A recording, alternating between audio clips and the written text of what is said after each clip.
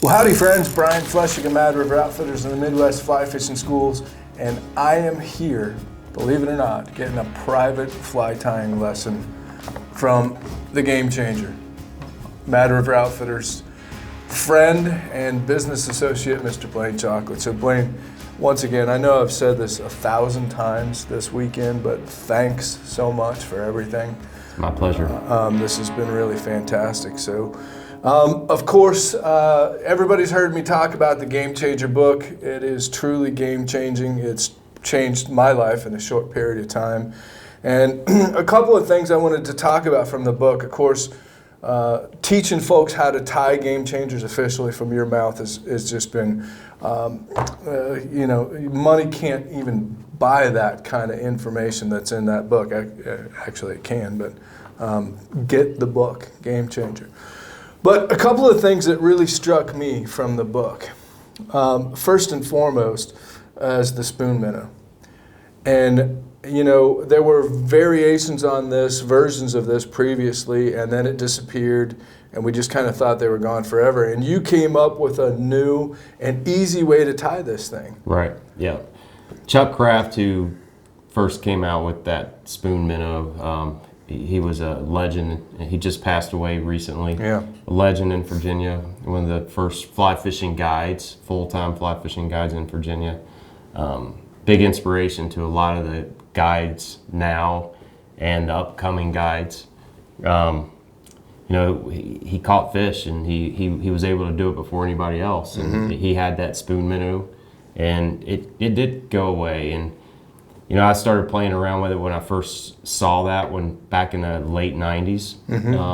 He's had it out for a long time, and I just coming out with the silly skin back then. It just I've had that pattern for a very long time, and just never did much. I never did anything with it out of respect for Chuck, to be honest. Sure. Well, when I saw it in the book, I said, "Oh my God," and it was kind of one of those things that, oh my gosh, why didn't I think of that? But that's always the case. I've been there. Yeah. I know what you mean. And then when I saw it, was just brilliant, tying this thing with the silly skin. I've actually been messing around with foam for the bodies and then putting the silly skin over top and then coating it. But these things are absolutely deadly.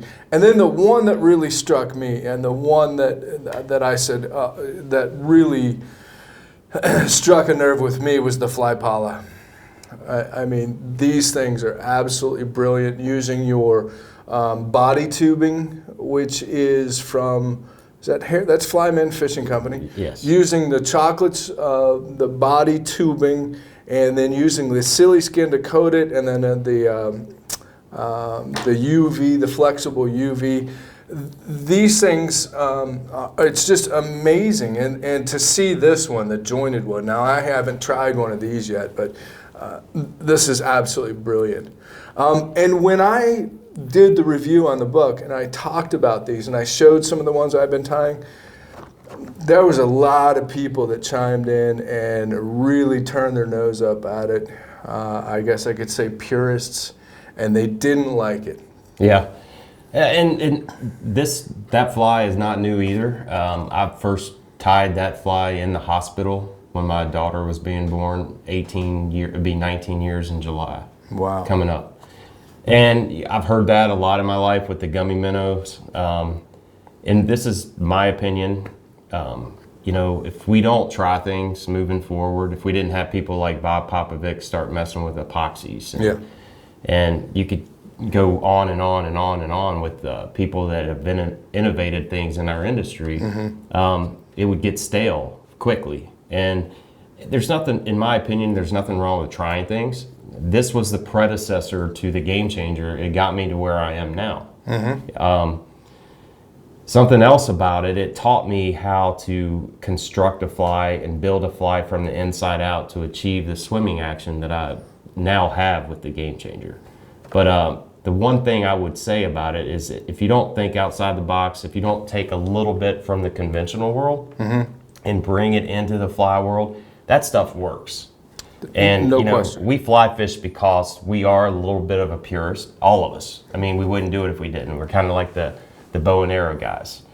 But there becomes a point where when you take, and I've been guiding for over 30 years now, and when you take someone that brings a buddy that wants to conventional fish, and you see how those soft plastics work, how those Rapalas and Yozuris and all those other hard baits work, there's no denying that it works better than a lot of the flies. And that's what inspired me 20 plus years ago to create flies that look and swim like a real fish. Yeah.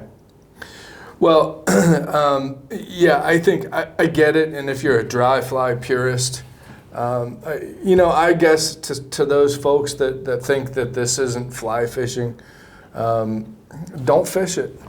True.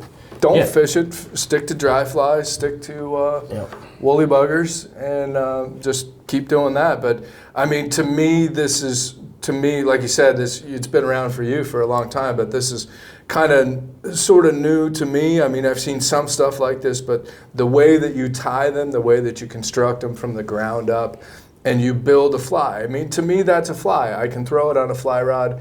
And I can throw it on a fly rod if I want to. Right. And to me, that's more of a fly than a popper is. Right. And poppers, people usually do not have a problem throwing a popper and considering that fly fishing. Right. But I'm not going to try to defend it. You either want to try it or you don't. And it's free country, right? That's right. It's America. Yeah. So some of the new stuff. Of course, everybody knows the Game Changers. It's become big business for us and for you, and it truly has revolutionized fly fishing. But some of the new stuff that folks can look forward to, I've been really lucky this weekend to get a preview. We've already talked about this. We've got a separate video on this fly, but this is a new fly that you'll be seeing in next year, you think?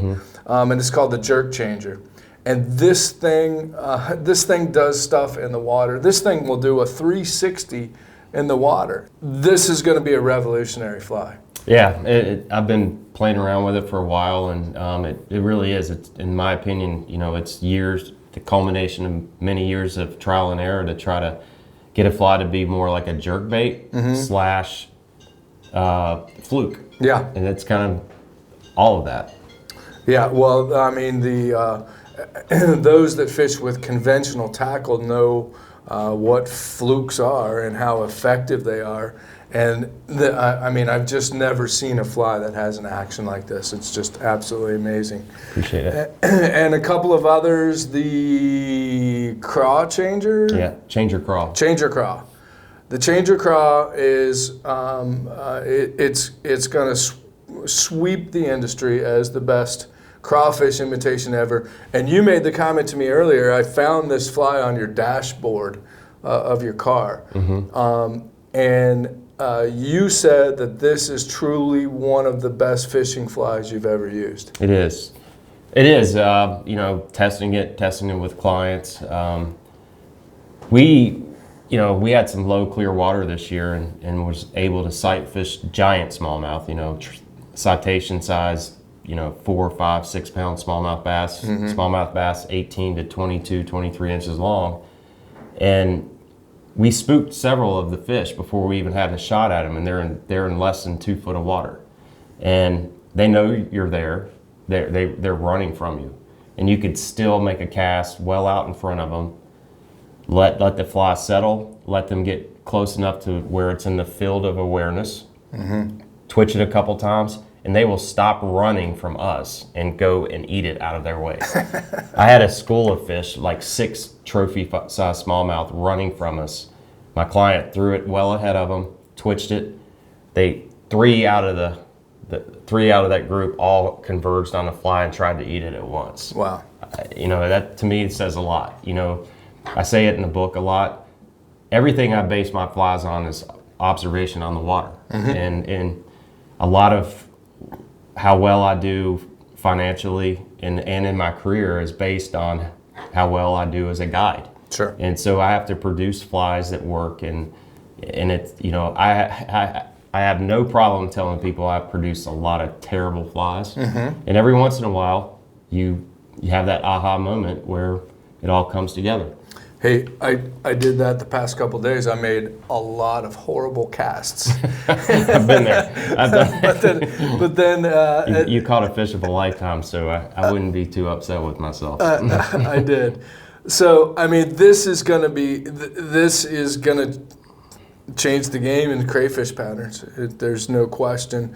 And then last but certainly not least, this is an absolute work of art. And this is, we don't quite have a name for it yet, but it's going to be the Helger Changer, and there may be a stonefly type version that goes along with it.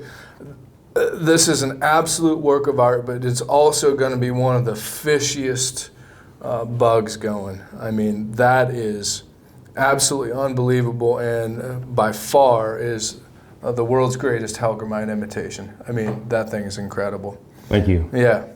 So there are some things over here I haven't showed many people either. New stuff. And these are super new. Hopefully these will be out next year as well, which are more of the Game Changer nymphs, multi-articulated nymphs that swim and undulate in the water. I've always been fascinated about movement, and we're a Google search away from looking at video of what a midge swims like, what a mayfly swims like. And there's no denying that all living creatures have a lot of movement. That we've always been able to create movement by having fibers on a hook that would pulse and move. But for me, it was always about having that three-dimensional swimming action. That it could be a porpoising action, or it could be a tail kicking, or a serpentine action. And there is no denying it. There's going to be a lot of people say, well, you don't really need that in a nymph. But in my mind, I called the flies game changers because I backed myself in a corner a long time ago and decided it would be a great idea to guide for muskies with a fly rod. The fish of 10,000 casts. And it took me a lot of trial and error to figure out how to catch these fish on a consistent basis. So to me, a buddy of mine, once I started getting consistent results with the fish, he said, that's a game changer. And I said, that's exactly how I feel about it, and that's what you should call it. So for me, I've always talked about this. The longer a fish has to look at your imitation, one, the more realistic it better be. So it's like a trout in a riffle versus a trout in a slow-moving pool. The longer they have, the more scrutinizing they are. So riffles, they eat it or not, it's gone, right? But a slow-moving pool, if they can look at it, but if you have that three-dimensional movement, you can even twitch it and it undulates like a real bug, why not add it? I mean, I'm not saying you always need that type of thing, but for me, I'm always trying to catch that fish of a lifetime, and I've kind of put myself in that arena to produce that. And that's where my thought process is, and that's what I'm always searching for. Well, that movement that you're talking about, that could be the trigger that makes it happen. Yeah. And one of the things that we've always taught in our classes and schools and to our viewers here on YouTube is if it looks like food, that's good, but it's got to act like food. Yeah. And that's exactly what you're saying, and that's exactly the foundation. It has to act like food.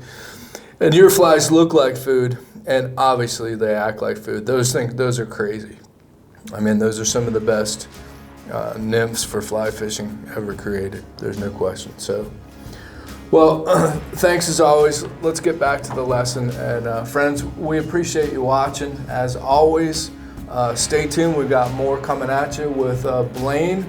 And Blane, we really appreciate, and so do our viewers, of you sharing all of this wisdom and knowledge and insight into your world of the Game Changer. So thanks again for doing this. Absolutely. Thank you. Stay tuned.